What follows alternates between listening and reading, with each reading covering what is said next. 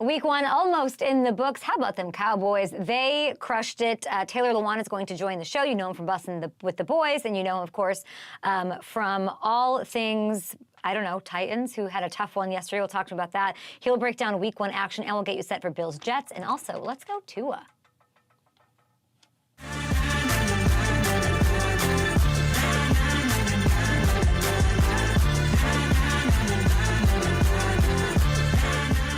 All right, welcome to the show. We're looking at all things Up and Adam show on the old YouTube here. We got one game to go to tonight. I'm here in New York. Of course, it's a heavy day for everyone being September 11th. There is just something in the air. I lived here for over a decade, and I felt it each and every year and each and every night before, and sort of as the day goes on and ends, and living downtown, living very close to the World Trade Centers, always been heavy and always been a lot of perspective and a lot of gratitude.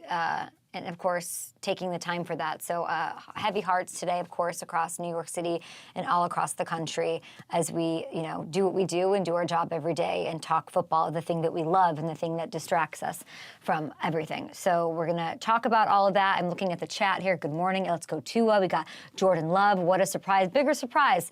The Bengals and what they did, or what, Tua was able to do, or what Jordan Love ended up being without Christian Watson out there, just defeating and destroying my Chicago Bears. We're going to start with what happened, guys, last night. Taylor Lewan's on the show. Can't wait to get his thoughts on this. But the Dallas Cowboys started off the season with a statement, just an unbelievable blanking of the Giants, 40-0 last night on Sunday Night Football. It was a mess, okay, from the start. We're a big Deion Jones show. Very excited to talk to him tomorrow. Appreciate him. He'll face the camera, face the music on this, as I'm sure he did last night after the game. There's a promising opening drive, right? And I was like, okay, we're good. And it was cut short. There was a bad snap. There was a blocked field goal that the Cowboys ran all the way back for a score. And from there, it they could not get going. It snowballed. It was a disaster. And it turned into a legendary defensive performance. Dallas, congratulations, up 19-0 before they even scored an offensive touchdown, finishing the night with 7 sacks, another 12 hits on Daniel Jones. And here is Micah Parsons talking about the big night for his defense. When preparation meets execution, I don't think there's no one that can beat it. When you're prepared, like we've already felt this. We already been to war before. We already knew the standard. We already knew what happened last year, what we're capable of. It's just about being capable of and doing it every week. I think we're making a statement, which I've been trying to make. We're the best defense in the National Football League. Are you going to disagree with him out there at Up and Adam Show? Anybody going to say, no, you're not the best defense?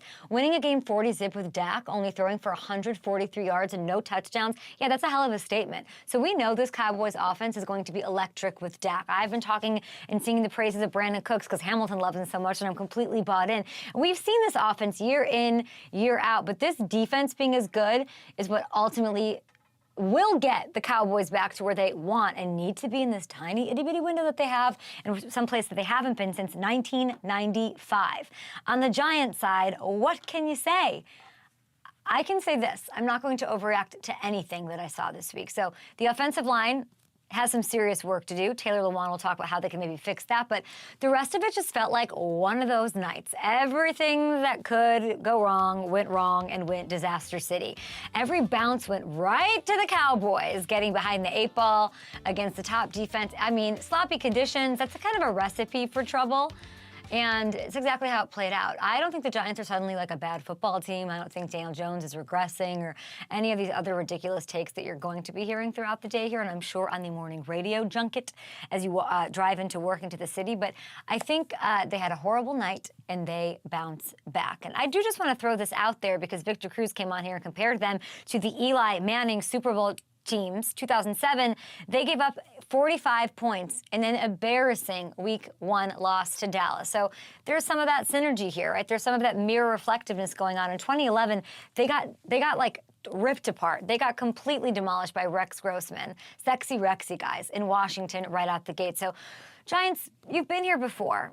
Out the gates. You know what this is like, and you've seen firsthand how quickly things can turn around and how much facing adversity early on. As you heard, the reigning GOAT, the reigning best player in our game, Patrick Mahomes, after they got crushed by the Lions, saying, it's good. It's good to lose out the gate. It feels good. It's sort of balancing. It's grounding, and we'll move on and get better from here. We'll move on, as you guys are hitting us up at Up and Adam Show on here. What are some of these takes? Did the Bengals lose? Yeah, we know the truth. The Bengals were a disaster. And can I blame the sloppy weather conditions for that one too? I sure will try. But let's see. I think Carr is going to be amazing once he gets a hold of the offense. I'm telling you, they're going to win a playoff game with Carr. That'll be great.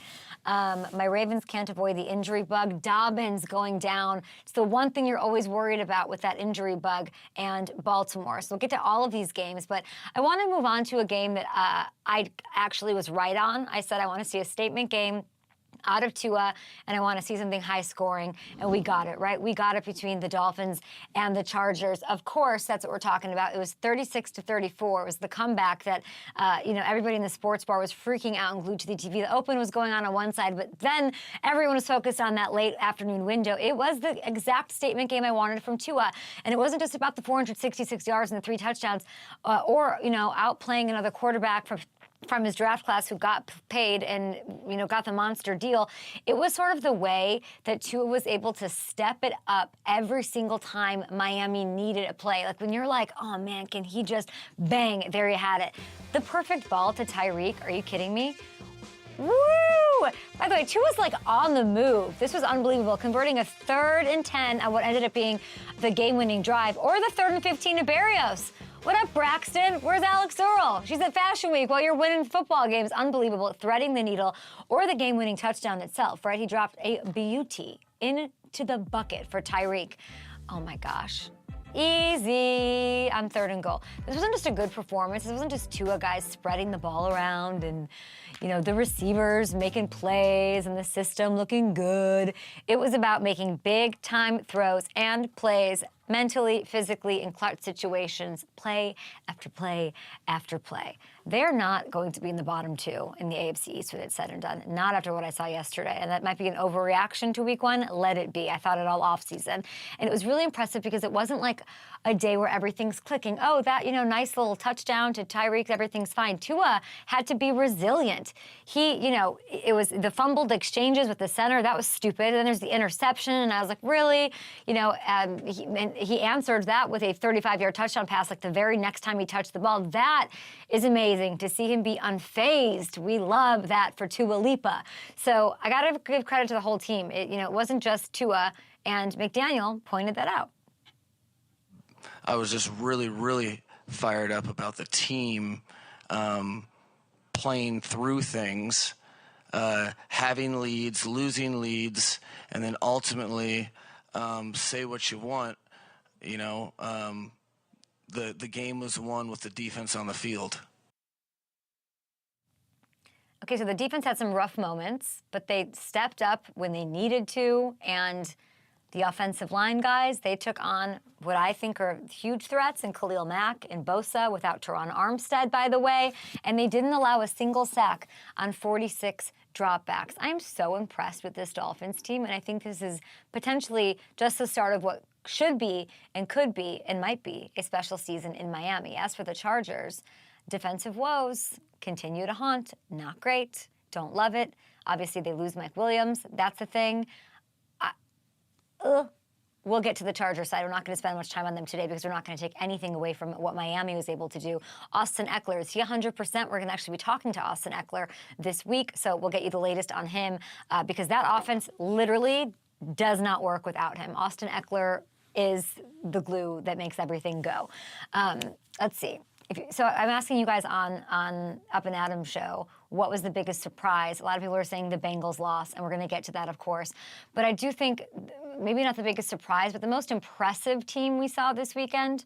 If you guys want to hit me up with what you thought those performances were, it had to be in Pittsburgh, okay? The Niners, they go in and they dominated. Everyone's upset special pick. Everyone was saying, oh, I don't know about this, the Kittle, the Bosa thing, you might be rusty. Like, no, they went in there and said, no, we're the only team in the NFC that matters. Excuse me. And maybe the Cowboys after last night have something to say about that, but they obliterated the Steelers 30-7.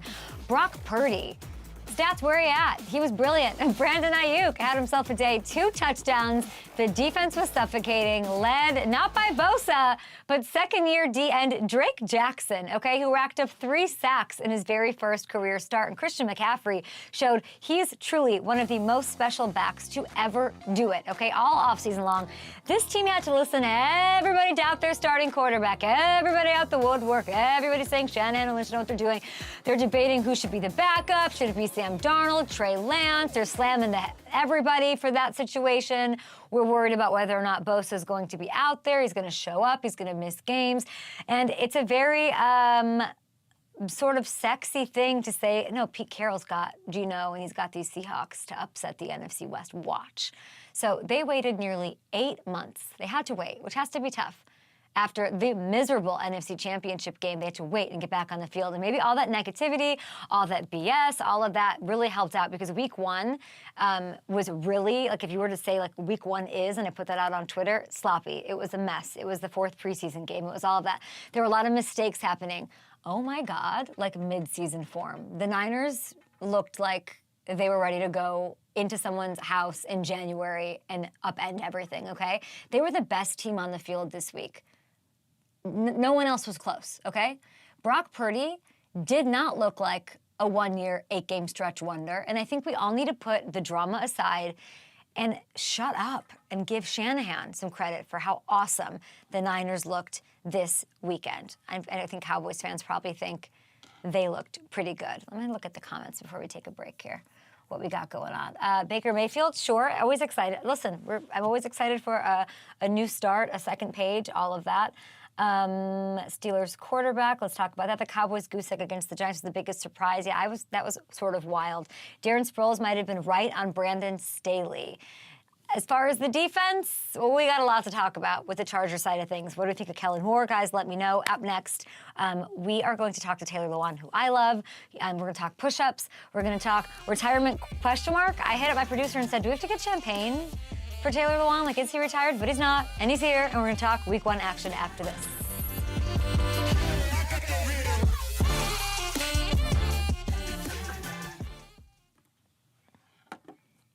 All right, we are up and rolling. Hey, Taylor. What's up, Kay? How we doing? How are you? I'm living the dream one day at a time. One day at a time out here in Nashville, Tennessee. You crushed that intro, by the way. Thanks. Well, we're on a break right now, but you're live on YouTube, so people are seeing you. Did you watch? Are you watching Colorado? I'm not a college gal, not a college football lover, but I'm into this. What are your thoughts on what Deion's doing? It's pretty impressive what he's done so far. I thought it was wild that like the line was like 2.5 with Nebraska, and Nebraska's just an abysmal team. It really is, and I hate saying that out loud because I know Will Compton's within earshot right now, and that's like his squad. But like, I think like temper expectations on this year, like what a great start. But in 2-3 years, he's going to have everybody in the transfer portal. He's going to have every single 5-star recruit that didn't play for 1 year, leaving Alabama, leaving Georgia, leaving Michigan. And he'll have a national championship caliber team soon. Wait, but what does he have now? Because I don't pay attention now. So like when you're saying temper your expectations, like I'm expecting them to go all the way. No? No, I mean, they're not going to go all the way, but I think like, because they have to play they play some slappy team this week. I forget who it is, but then they play Oregon, then they play USC. And then those are like, who knows what's going to happen. I think Oregon either got upset or was almost upset after scoring 89 the week before. And they got like Travis Hunter, who's like the kid's a 5-star kid playing in high school. He's still. playing He plays both sides defense. of the ball. Yeah, it's incredible. But they just don't, if he doesn't play well and Little Sanders, the quarterback, doesn't play well, they don't have like the star-studded team that like the Georgias have had, or like Michigan's at their best team yet, even Ohio State. So, but you don't follow college football at all? No, I'm not. I have no room at the end. There's like just no room. I'm just so. And if everyone's watching the Open Saturday in college football, I was watching Jerry Maguire. Like I was not. I have no room. NFL is my thing. I'll get into playoff baseball. I'll get into, and I want to go to a Buffaloes game. Like they're playing Colorado State. Couldn't tell you anything about it, but do I want to go? Yeah. Do I want to be Shannon Sharp on the PJ, meeting Stephen A. Smith on the tarmac? F yeah. No doubt. No doubt. They really have it right now. Like they've got when you play football and you're like, man, I wish we could just all just do whatever we want and showboat and get after it and score points. Like they're Yeah. like the Raiders of the 80s and 90s. They're just like Yeah. everything fun. Okay, we're gonna show a music video of you, a little pump up video, and then let's talk week 1. Cool? Cool. Thanks, Tay.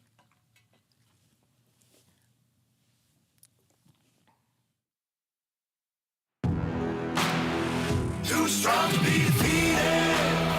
My strength is within. Taylor Lewan, the big fella, in for the touchdown. And today I will win. Couldn't be happier to welcome in our next guest joining us on the very first Monday of the NFL season. 1 game left to go, of course, Jets Bills here in New York. But this guy, I mean, he's a Pro Bowl left tackle, the driving force behind the podcast, Bussin' with the Boys. Will Compton, sorry, I love ya. But let's say hi to Taylor Lewan, who got to enjoy watching football for the first time since 2013. What was that like? Dude, that was a wild deal. And I kind of woke up. Usually when you play in the NFL and you wake up on week 1, the jitters are at an all-time high. You know there's going to be sloppy football play. You just hope that you're not the guy playing the sloppy football. But I woke up like, I don't know, 8:30 Central Time on Sunday, excited. My biggest anxiety was trying to catch as many games as possible. And that was like the biggest like upset of yesterday is like not being able to see everything. I don't know how pros like you do it where you get to watch every single game over and over. And like the intro, I was sitting here listening to you say it like, what a pro. What an absolute pro. But it was incredible, man. I loved every bit of it. Okay, so but mentally, emotionally, what was it like for you? Was it hard for you to not be out there? Because there's a whole thing happened yesterday where I was like, do we have to go buy champagne for the show and toast his retirement? Do we have to, tell us what's going on with you. I know. It's such a funny deal because I did the pro football show with Barstool and Big Cat's hilarious. The guy's phenomenal. And he's like, hey, tell everybody you're retiring. Tell everybody you're retiring. And I'm like, all right, I'm retired. And I just like said it. But then I also said right after it's a joke. And then they asked me after, you know how production goes, right? Can we post that? Can we not post that? And I was like, you guys can post it as long as the joke part's still in it. Now, Pro Football Show did a great job. And then somebody from Barstool, their social team, went over, clipped it without the joke part in it. So I'm getting blown up by everybody on my phone. And it's one of those deals. It's like, hey, I'm 255 pounds. I'm doing a gambling show with Will Compton called the S&P 500. It's like, writing's on the wall, squad. But no, I'm not officially retired yet at this point. But I appreciate you almost getting some champagne for me. Is there a reason you aren't officially retiring?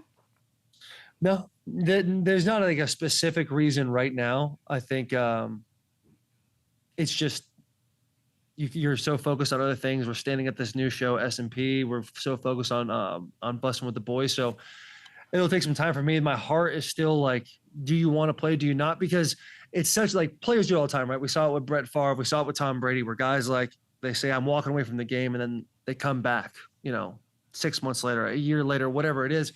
And so for me, I just want to make sure that my heart's truly out of it because it's hard, man. It's one of those things you can't just wake up and go redo. And you want to make sure that you're not jaded in the process and you're the way it ended and all that stuff. You want to make sure you're truly like just 100% towards your emotions. And as long as I can know that I'm proud of what I've done and I feel really good about it, I'm ready to take the next step, then that's not a big deal. But for whatever reason, it's just taking me a little bit longer than I even expected it to. Did you say 250 pounds? Let's start there because 255, down from 309. I know, it's wild. It's crazy. And I kind of look at myself like Will's always joking. He's like, you're handsome now. And I'm like, you think, you when you're 310, you get this delusion. Like, I'm kind of killing him out here, huh? And then like you see a photo of the old self and you're like, yo, that was crazy that was even me. And that was only 6-7 months ago. And now I'm sitting here and I've literally lost a 7-year-old child. You've lost a 7-year-old child. How long do you think it would take you to get back in playing shape? 3 months. 3 months of burgers and beers. Like it wouldn't be like the most difficult thing. Yeah, it does sound fun, but like as far as like being in shape and like being able to play a game, those 62, 65 snaps, it would take me a little bit of time for sure. So maybe postseason, if we do the math, carry the one. Yeah, maybe. Super Bowl bound team. Yeah, we'll see. We'll see. I love the idea of playing the game of like maybe, but there's also this thing too, and obviously like we'll get into week one. Like the Titans had an abysmal week one that was awful to watch. It was even as a fan boring for me. But like the thought of putting on another helmet, another jersey of a different team, it just doesn't sit 100% right with me. Having the history I did with the Titans, like when I got there, you're 2-14, you're 3-13 the first two seasons you play, you win 5 games. It's like, yo, what are we doing? Like, how do people do this for 10 years? You get to be a part of such a big culture change, and I'm a prideful, loyal guy when it comes to that kind of stuff. Probably not for the right reasons. Well, for me, for the right reasons, but from a football standpoint, a business standpoint, you shouldn't be like that. So if there's football players listening to me, like, don't be like me. I just unfortunately am like this. I think that's really amazing that you're like that, and I can't imagine you were happy watching that game. I mean, they fought tough, falling to the Saints 16-15. They had chances like the whole game. I can't imagine you were pleased with this play, right? They thought they had an Arden Key strip sack and a Kevin Byard return for a touchdown, but the play was whistled dead, and it was ruled incomplete, even after review. What? I know. That's just bad by the referees. That should have absolutely, they should have let that play all the way through. And then a perfect example, you want to put the Titans back in it, Thursday Night Football against the Dallas Cowboys late in the season last year. This same thing happens to Josh Dobbs, and they let it run, see if it's going to be a fumble, see if it's not, and then this all happens. Like, that is a fumble. That's a game changer. That's a touchdown. If I'm Kevin Byard, I'm pissed. If I'm Key, I'm pissed. Could have been his 3rd sack of the day. Well, a second at the time, but would have been his 3rd overall in the day. And it's just like, that could have been the absolute game changer you needed. But like you said in your intro, like, sloppy football is the key to week one. It really was like a 4th preseason game. You watch, the first kickoff between the Titans and the Saints, and you're like, they get a strip sack. They get a fumble recovery, and they're in the red zone, and they have to settle for 3 because the offense just can't get the ball moving. Tim Kelly, he did such a great job at Houston with Deshaun Watson, watching them do the RPOs and manipulating the linebackers in certain situations and getting your runs off that. But Derrick Henry is one of those guys where you need to give him the ball over and over again to allow him to kind of get into a groove. That's why he's looked so good in the 4th quarter, which kind of seems contradictory. Like, oh, he'll get worn down a little bit if you keep going. But with Derrick, he's such a punishing back, and he plays the game so uniquely because he's so big, but he's not over there like running dudes over. He throws a stiff here and there, but he does a great job of, that's brutal. He does a good job of using people's angles against them because he's a lot faster than he looks when he's running the ball. You just got to give him the ball a little bit more until we figure out what's really going on with this offense. It's really good analysis on your Titans squad. I know you watched a lot of football yesterday, so there's a team that I wish ran the ball a little more. They're called the Cincinnati Bengals. Sloppy, bad weather conditions. When you look at what happened in this game, I mean, we know that Joe Burrow last year had a slow start, and then you look at the revamped offensive line, which I don't know what you make of. I'd love to know. How do we chalk up this Browns and Myles Garrett having Joe's number more than once, and how concerned should I be?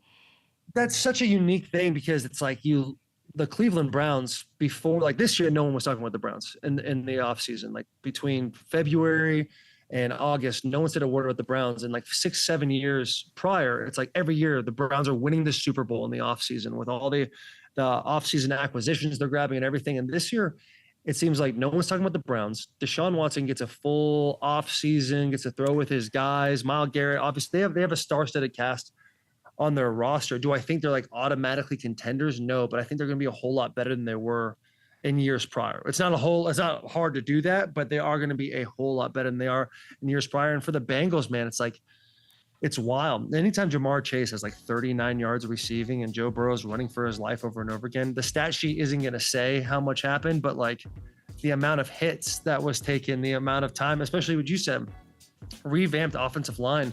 If you're getting into a situation where your $250 million quarterback is running for his life in certain situations, it's time to start doing some move the pocket type stuff. The Titans, when I was there, had a thing called Lamar and Randall, and it'd be the offensive line run this way, and we're booting and faking the run and allowing receivers to get open that way. Q8, Q9, where you kind of get the offensive line and everyone moving the pocket, and quarterbacks on a timing, throw it in this 4-step. A lot of chips, sliding the line fully to the right and fully to the left. Like, those are the small things you can do to help you when you got 4 guys getting to the quarterback, and you can't just do your classic key right and key left, your 64, 65, whatever guys want to call it, in your 6-man protection.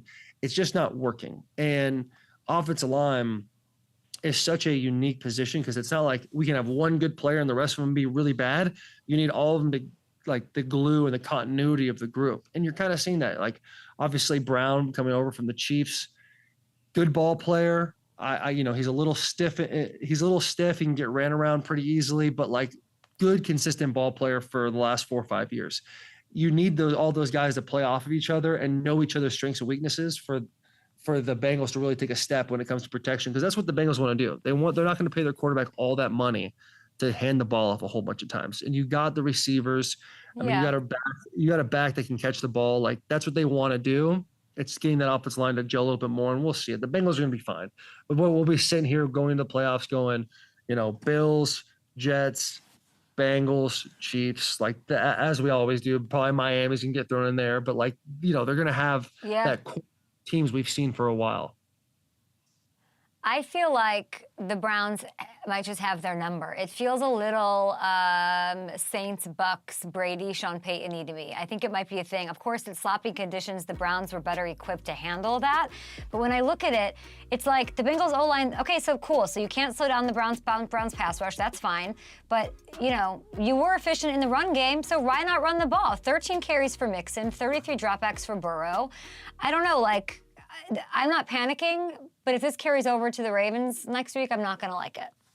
Yeah, week 1, there's let's let the mainstream media, let's let everybody else go ahead and panic about everything, because that's what everybody wants, is the clicks. Yeah. But at the end of the day, what we're doing is it's week 1, and you've already said it, I've already said it. It's the 4th preseason game, essentially, that just counts.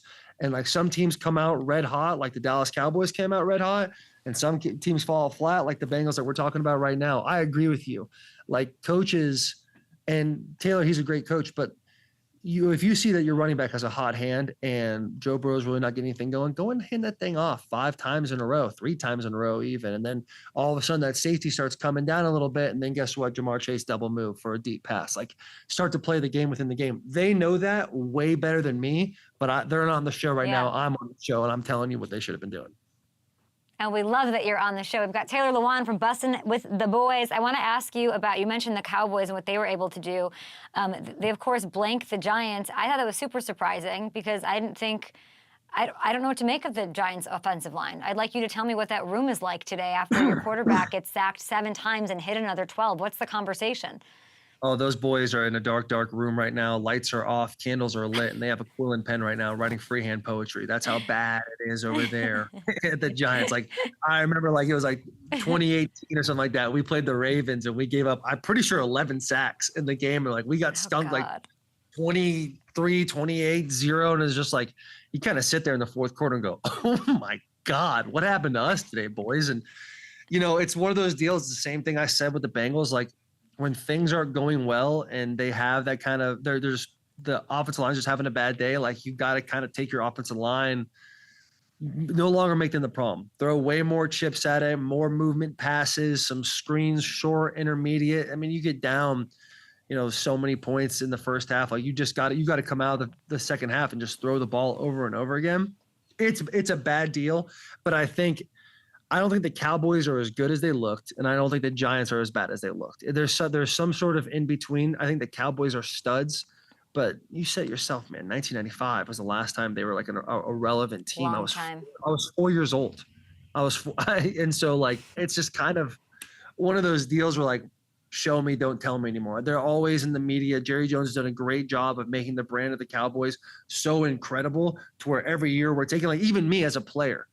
I did not grow up a fan of the Cowboys. I really didn't grow up a fan watching football too much. But when you're going through the process and Gage, I feel of course you want to play for the Cowboys. Of course you want to be a part of that. That is what is. They've done an amazing job there. 12-5 last year, and obviously stunk it up in the playoffs. With bad situational football, they can't just do it week 1. They can't do it in the regular season. We know the Cowboys are good in the regular season. Let's get to the playoffs. Yeah. And have them be great before we start making opinions on what they're going to be and all of that. The Giants, I think the head coach Dabo did a phenomenal job of handling the adversity in his post-game press conference. He did a great job of, the people would ask him, hey, offensive line, pretty trash, huh? And he'd be like, listen, the offensive line's not the only problem here, which is exactly how you should do it. Like you got to disperse the blame across the team, but then put everything else on your own shoulders. And I think he did a good job of that, showing phenomenal leadership as a head coach. Like that's the kind of stuff where as a player, I'm going to sit in that game after offensive line had an awful time and egos are going to get in the way. I'm going to start feeling a certain way of like, well, these players are going to be doing a good job being, hey boys, we got to stick together. But on the inside, you're thinking, well, it wasn't me, or those plays I had that were bad aren't that bad. As you start to do the question mark game in your head of saying whatever you can to make sure that you're safe in your own mind, that you did all right.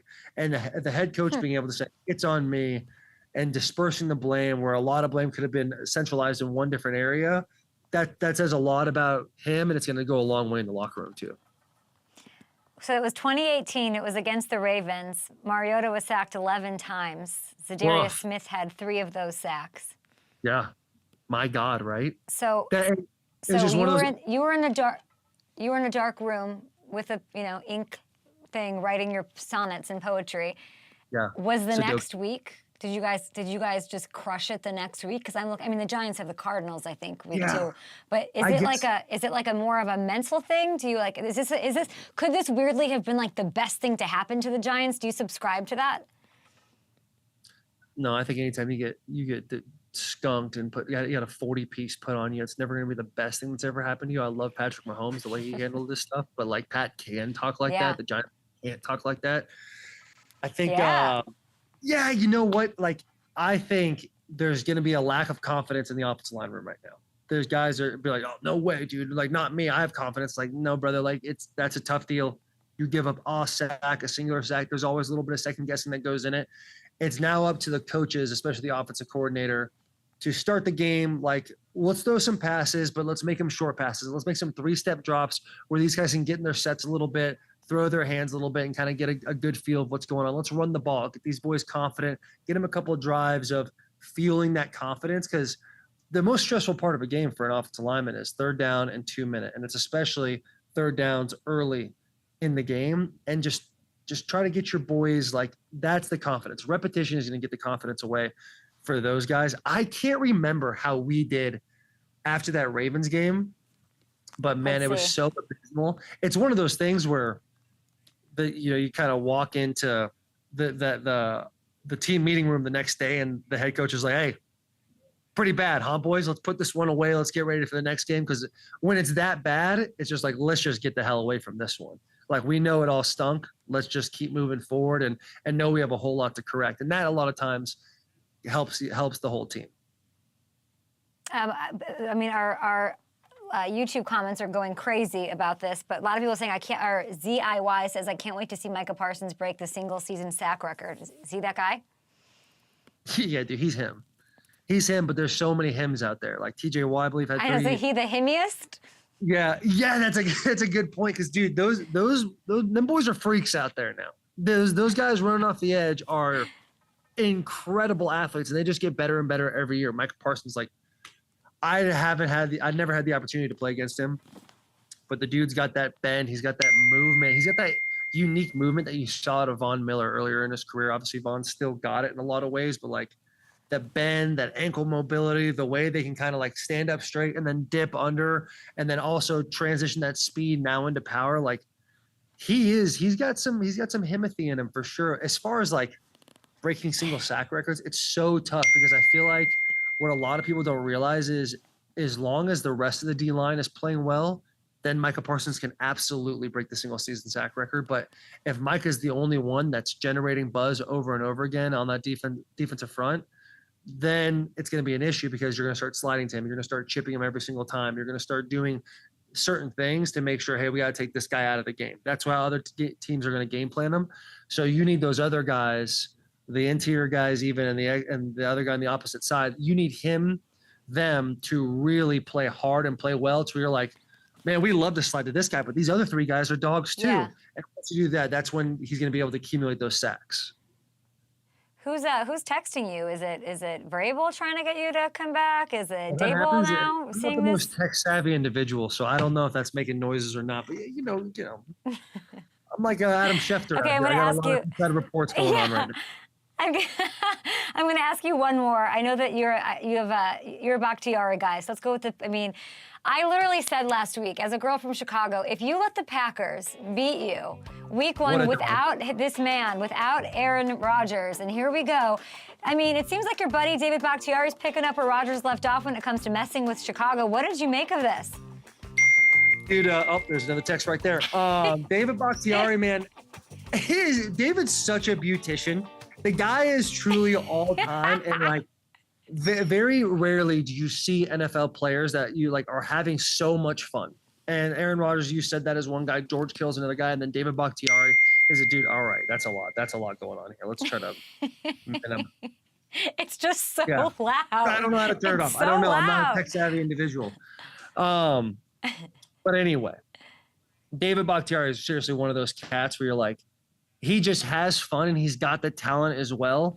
And having able to, he's taking a bow just off the sideline as they're going after a big pick happens, and he's laying down like Rose from Titanic, saying, "Hey, pay me like one of your French girls." Meanwhile, the Chicago Bears have like this wild delusion that all of a sudden they're going to be good this year when they had the #1 overall pick.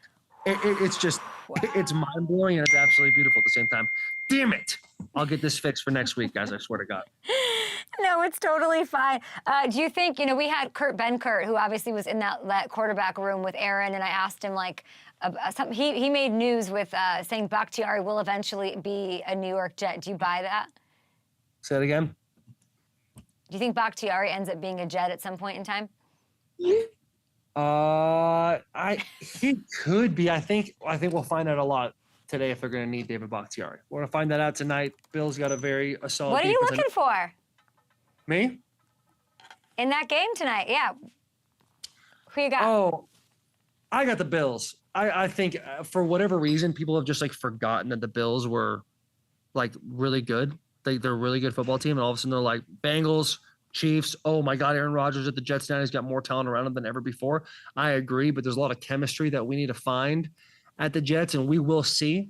There's an opportunity to be sloppy, and the Bills could obviously be sloppy too, but it feels like the beginning of the year, every single year, like we're always looking at Josh Allen as like the dude. Like all of a sudden he's the Super Bowl. He's a Super Bowl winner. He's the MVP. Week 6 of the season, like no one's touching this guy, and I don't expect that to stop here in this game right here. So I think the Jets are going to be contenders, but I think the Bills are going to win this game. Oh, well said by you, Taylor Lawan. We appreciate having you. I know we have like a push-up thing to sort out. Yeah, we got JP Hovey. He does push-up Tuesdays, 8 p.m. Central Time. You do need to come on. JP's a big Kay Adams fan, so I think it would make his absolute world if you were able to come on. We got to make that happen. You're not good at text, but I will text you and make that awful, piercing noise in the ears of all of the listeners to figure that out. Everybody, of course, knows Bussin' with the Boys. Keep listening to you. Will Compton, congrats, of course, on his retirement. He decided to hang it up after almost a decade in the NFL. So send him our love, and we'll see you next week, Taylor. He's got the Bills winning tonight, people. I appreciate you guys so much. Thank you, Kay. Thank you so much. I mean, people are saying that, these are the Giants trying to get Taylor Lewan to rejoin the NFL. Doesn't seem like the window's completely closed on our boy. We just wish him all of the happiness that he deserves. All right, let's go, guys. A lot of people are really into the poetry thing. Is Daniel Jones still coming on the show after this? Yes. Of course he's going to still come on the show. What a bad look it would be for him to not come on the show after a loss like that. No, we're about advancing, getting better. Week 1's a liar, mentality, toughness, like we just talked about with Taylor Lewan. Will I be going to Monday Night Football? I am going. FanDuel is going in full force. We will be there, so very excited to be able to take that game in. Let's see what else. Freehand poetry, the game plan against Micah. I don't know. He's Himothy, apparently. Limericks, haikus, poetry slam. Who knew you guys were all into that on a Monday? Give me your biggest, not your biggest surprise. Give me like your thing that you want to see happen tonight in the game. Garrett Wilson, will he light it up? Will Aaron Rodgers throw 4 interceptions? Will he get sacked 8 times? 1 more than Daniel Jones was last night and falling 40-zip to the Cowboys. Let us know at Up and Adam Show and at Up and Adam Show on our YouTube page. And next we'll talk about some other parts of games that I saw and I noticed, maybe some little things, some big-time performances. We'll be back on Up and Adams.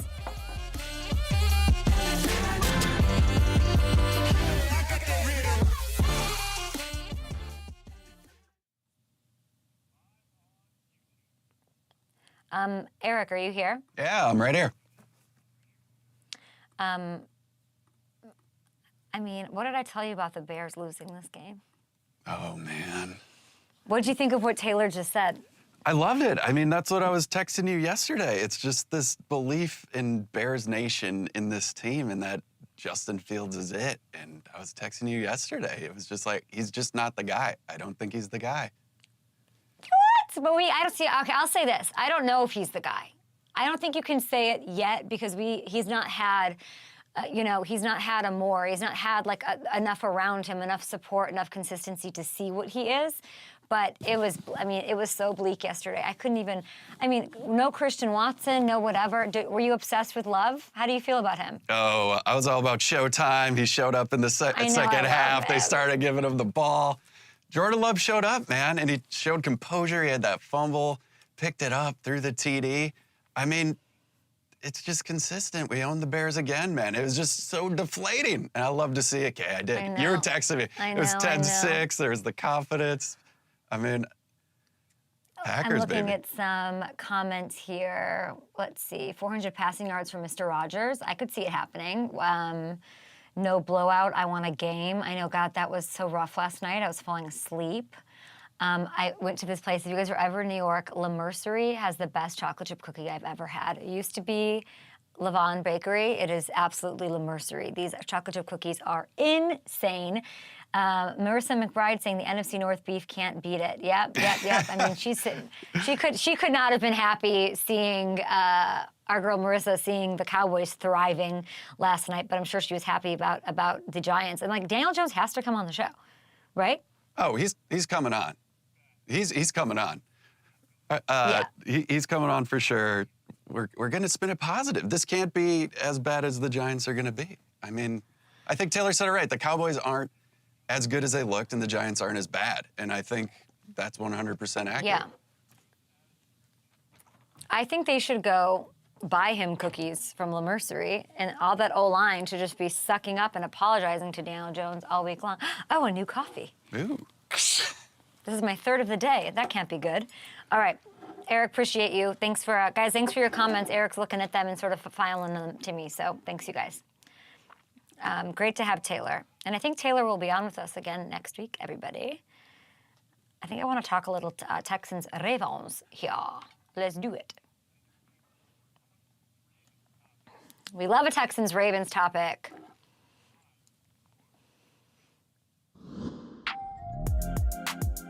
All right, we got to some of the bigger games. Let's check in on some of the other ones, the little nuances, the bigger storylines, and we got to go to Baltimore. The Ravens took down the Texans, 25-9, the final score. Let's start with this. I want to start with Lamar Jackson right after the game. We had our ups and down moments. Like, you can see where our ceiling would be, and then some moments is like what we was doing, like what we're doing, questioning ourselves out there. But like I said, it's the first game, little hiccups, first time with each other, on that field.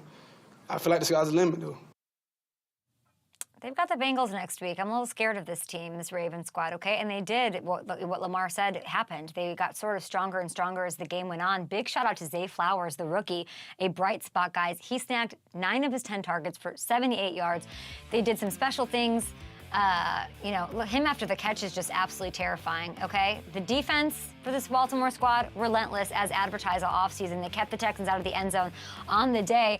And there's a lot to be positive about, once again, but of course the biggest enemy, and I saw it all in the YouTube chat, the injury bug. It reared its head with J.K. Dobbins. It's a torn Achilles. That means his season's done. Safety Marcus Williams has a torn pec. Left tackle Ronnie Stanley, he's got a knee injury. We're still waiting on to hear what's going on there. And then their center, Linderbaum, he's got a bit of an ankle situation. So this team has had, it's very Saints-ish. It's season after season of derailment by injury only. So we do not want to see that happen. Hopefully they have the depth. And, what a headache for DaCosta and company, because this is a team that looks like they could go all the way. Also, is Odell dating Kim Kardashian? Is that true? Did I see that somewhere? At Up and Adam Show, if you know anything. Let's go to Minnesota. Baker Mayfield, hey. Tom Brady was doing his thing up there, and he said, leave Tampa. I got it covered here down here, fans. They pulled off, I think what's going to go on to week 2 is one of the underrated surprises of the weekend. Like, they beat the Vikings 20-17 on their home turf. And if you look at the reception, the #1 former overall pick got in the locker room, woof.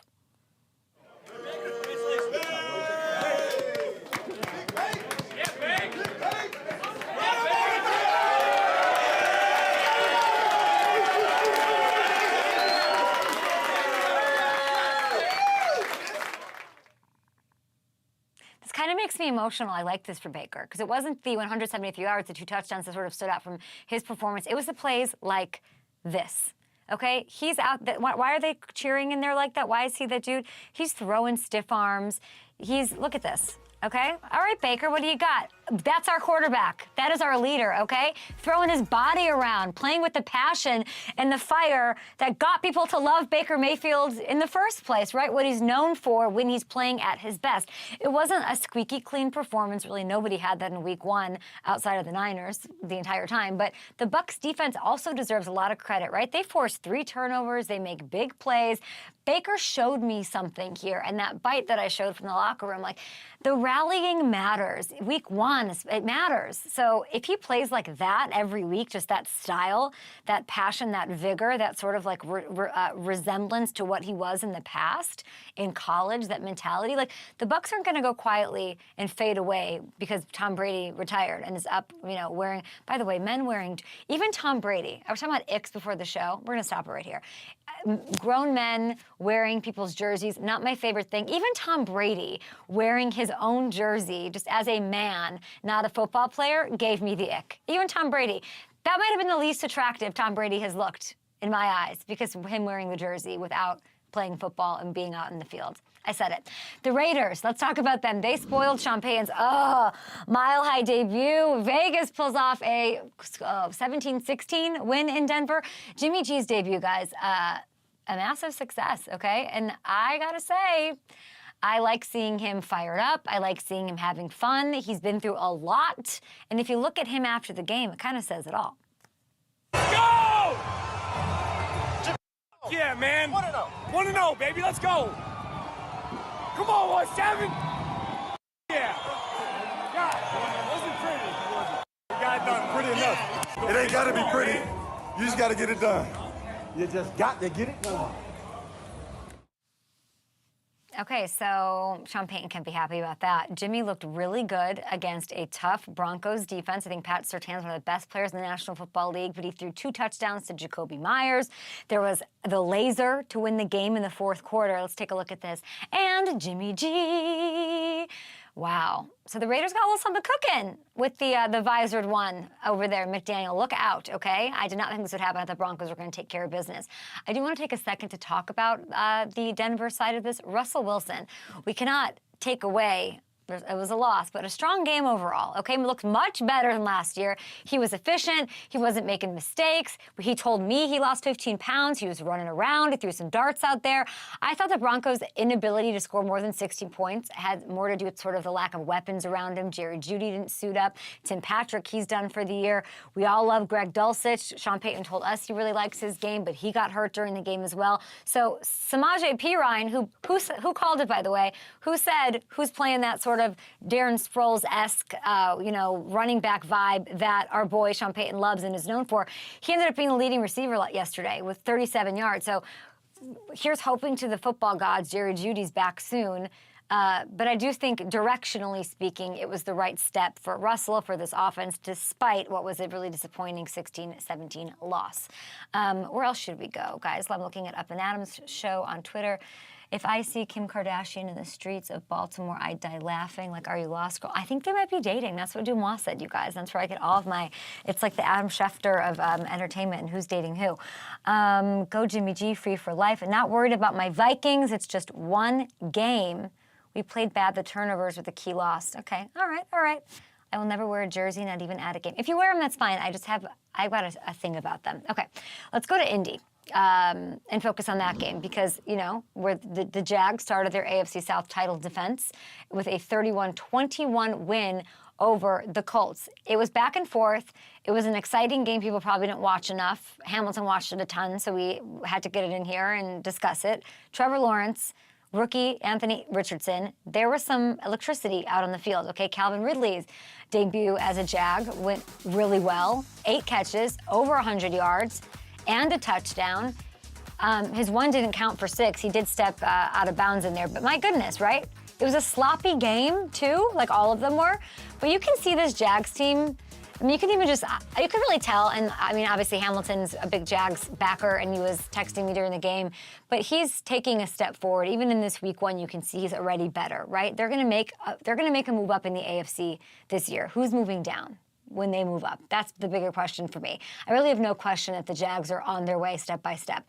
They lost a bunch of games that played out like this early last year, okay? So to see Trevor and the rest of the team sort of say, yeah, we came back against the Chargers, and we're going to come back here. We're going to not even come back, but we're going to have this sort of relentlessness, this unfazed thing going on when they're on the brink of disaster is really impressive. The defense made 4 stops on 4th down, guys. Josh Allen had 3 sacks, and the offense looked unstoppable with the game on the line in the 4th quarter. So I'm definitely interested in seeing what they look like against a team in Kansas City that's had 10 days, hopefully have Travis Kelce back, and are feeling rock bottom to start the season as any team would. The last team I'm going to talk about here, unless you guys feel differently over on YouTube, we're going to go to the nation's capital, where I fell in love with the squad.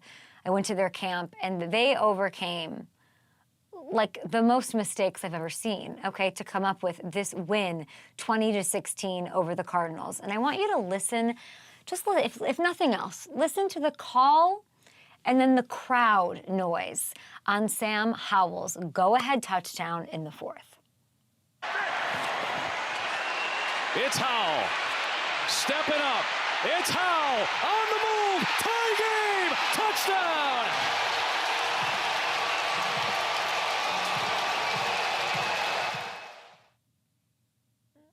What adversity overcome? When is the last time you've heard that Washington crowd like that?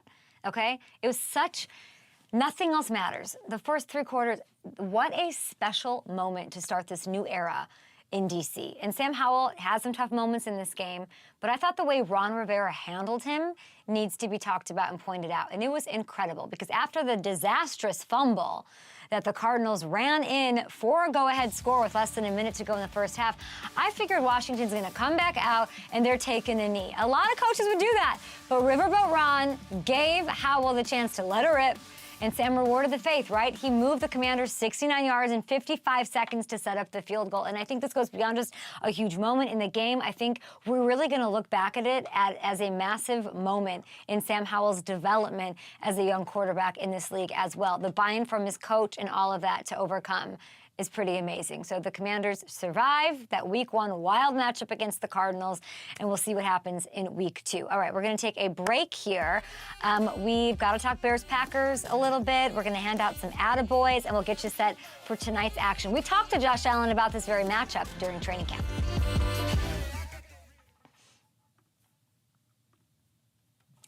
All right.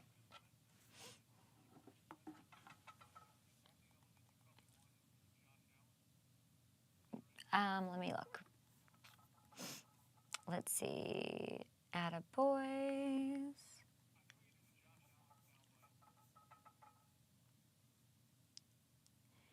Yeah, that's fine.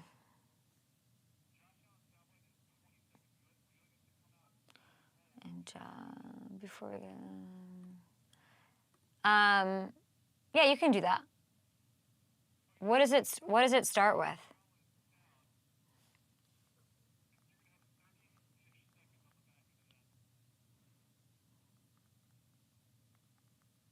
And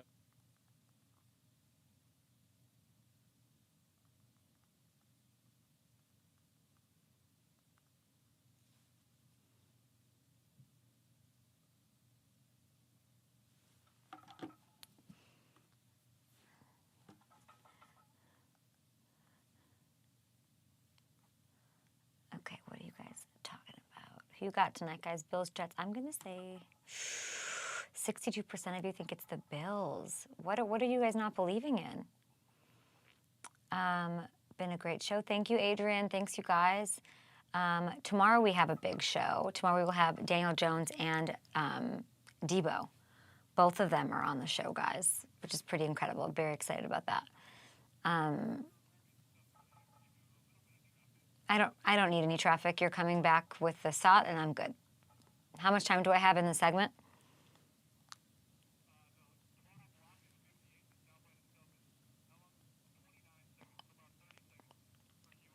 That's perfect.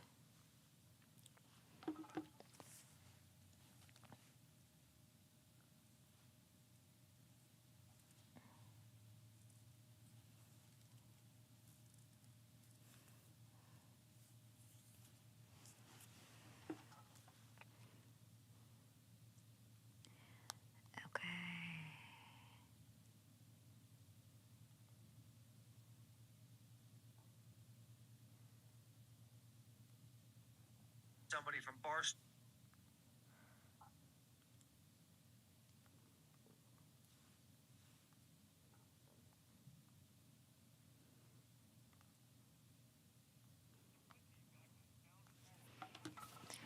All right, guys. We just got a couple minutes here. Jorge Debo's going to come on tomorrow. And Dan Orlovsky's on the show. Whoa, what a packed show tomorrow. I love Aaron, though. He's so awesome. He's taken me kind of, I wouldn't say under his wing, but off the field, just having conversations with him. We've golfed a few times together, and I really enjoy being around him. And I don't know why he likes me as much as he does, because I feel like he's a very straight line guy. He either likes her or he doesn't. I'm not sure what I did to get on that right side, but I'm glad I did.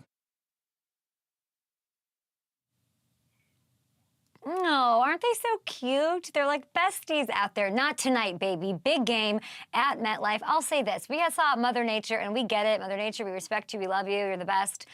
We saw her take away some of the ceilings for some of my favorite players, like the Jalen Hurts and the Burrows and all of that, and the Daniel Jones even. So if we could just cooperate just a little bit so we can see these guys, the height of their powers, I would love that for tonight. It will be an emotionally filled night, of course, at MetLife, and I'm so glad that I get to be there to take it all in. We'll have highlights. We've got Dan Orlovsky, we've got Debo and Daniel Jones on the show all tomorrow. So we'll see you guys then.